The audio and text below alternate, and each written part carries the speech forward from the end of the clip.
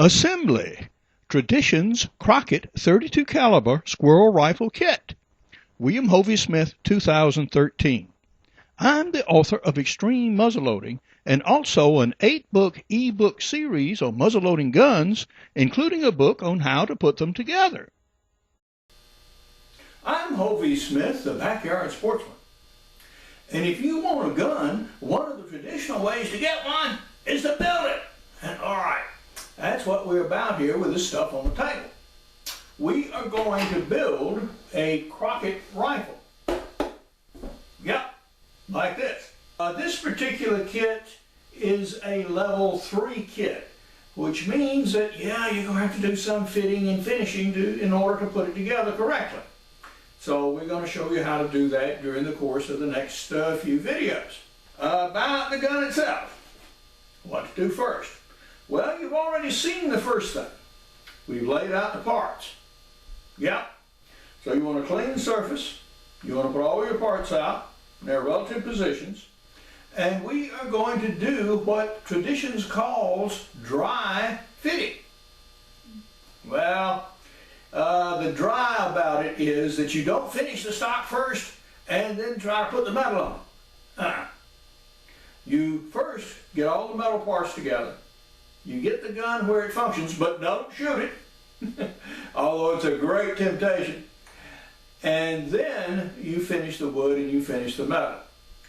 You notice there are a lot of small parts here. True. So we're going to actually assemble these on the various elements, like nipple here. It should just screw in with the fingers, and it does. And that's all that's necessary right now. We have a vent screw where it goes in there. Okay. Now, one thing about these initial fittings is that these threads have probably never had a screw in them. So sometimes they're going to be quite stiff. But this does good. It goes in. Snugs up fine. All right. That's good. Then we have these little dinky barrel rib screws down here. That is actually the thimbles that I'm attaching right now. And then I will affix the rib itself to the barrel. Now, as you'll see, I do have a problem with that barrel rib.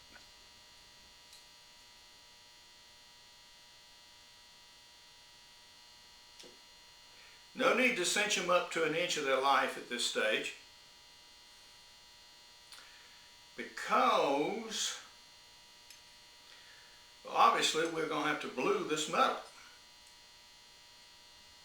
I did a lot of fiddling around with the screws just to make sure I had them started straight and wasn't stripping out anything. But here you can see finally the thimbles are actually getting attached to the barrel rib. That's interesting. Okay. That done. So, see how that lines up. Okay.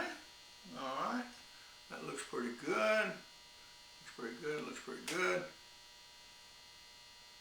Okay.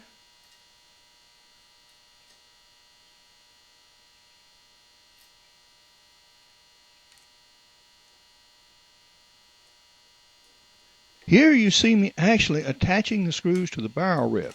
Now that's where the problem is, right there. That screw just won't go. Okay, that one doesn't want to go. The holes are just not lined up quite right. No, it's not. Okay, that's obviously the problem. So I'm going to have to enlarge this hole a little bit.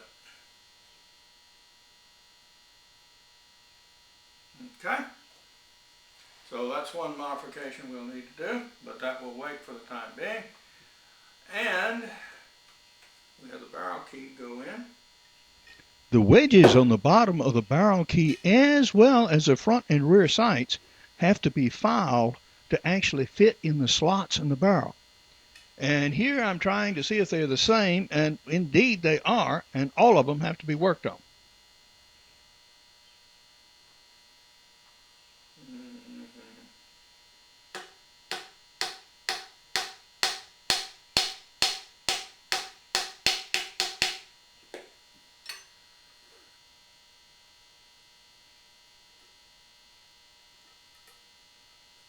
Yep. Okay, so we're going to have to do a little work on those.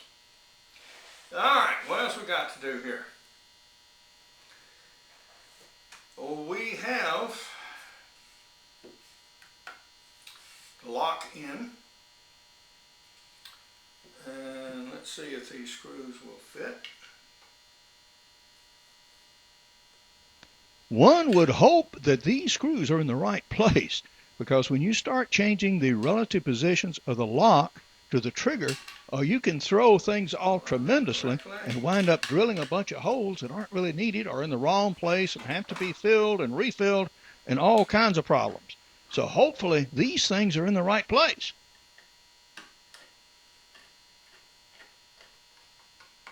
That one does. Alright, that looks good.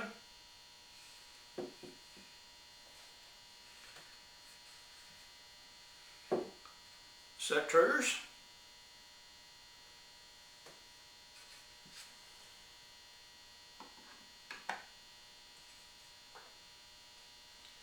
Alright, we have place for a metal screw and a wood screw.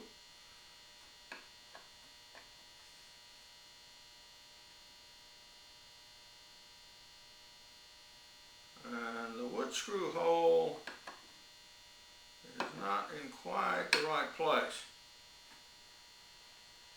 So we're going to have to make it so.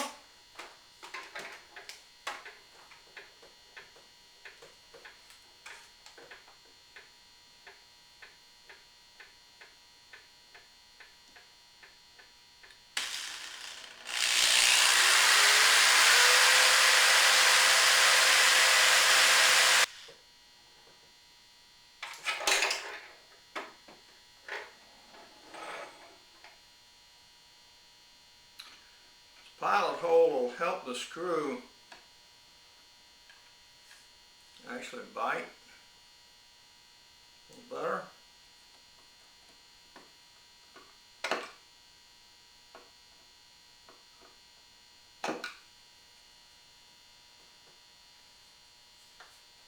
Without splitting the stock, which is the objective here.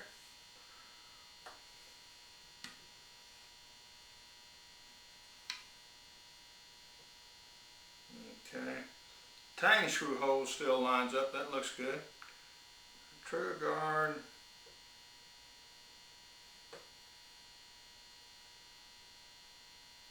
Looks pretty good.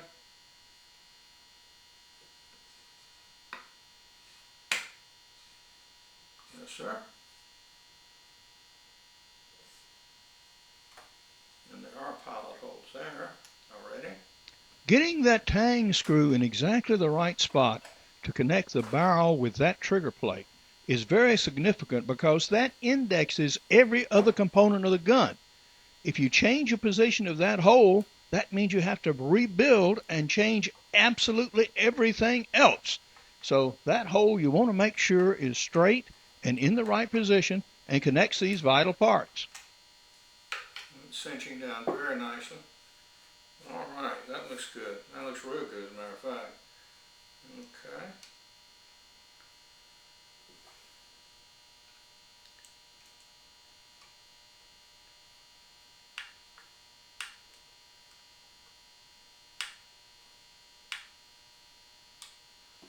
Now,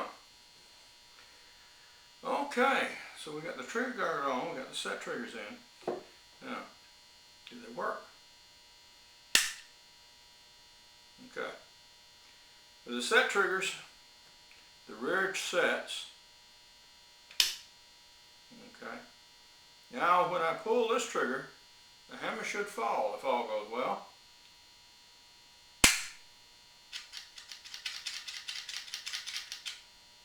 Okay.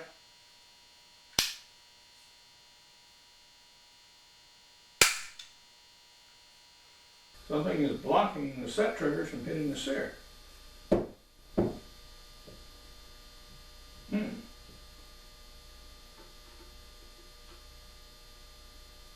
Well, more work's going to be needed there. We'll worry about that later. Let's see how the barrel fit is. What the problem with the set triggers was was that the sear bar was not low enough to come in contact with the trigger to actually fire the gun.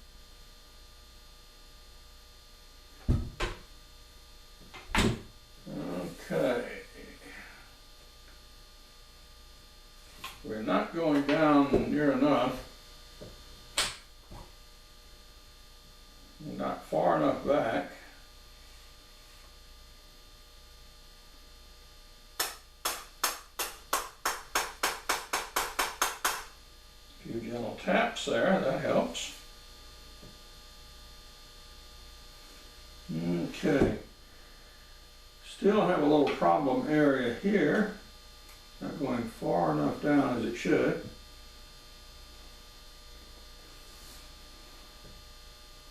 That's clear.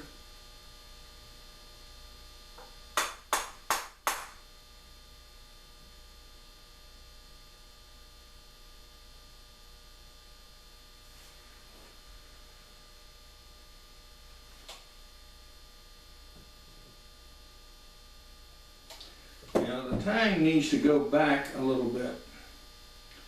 This area right here, so I'm going to have to move some wood from the stock. That's too much.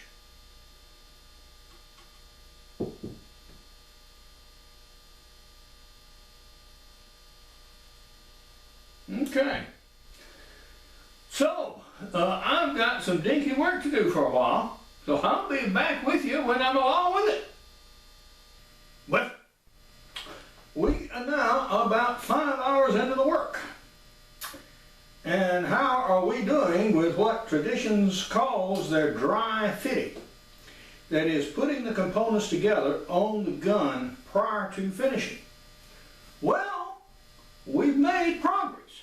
Indeed we have. We have the lock fitting. We have the hammer so that it actually strikes full and square on the nipple. Now this took a bit of doing. First off, you had to withdraw this screw, which was stuck in there tight as a tent. So I had to put some real pressure and some real care with a good fitting screwdriver to pull it. Then we had to work the hammer off its square support here on the lock. And this connects to the tumbler on the other side of the lock plate. So consequently, we had to really work to get this off. Now, when this was new, this hammer went straight forward here to here. So what we had to do was bend it.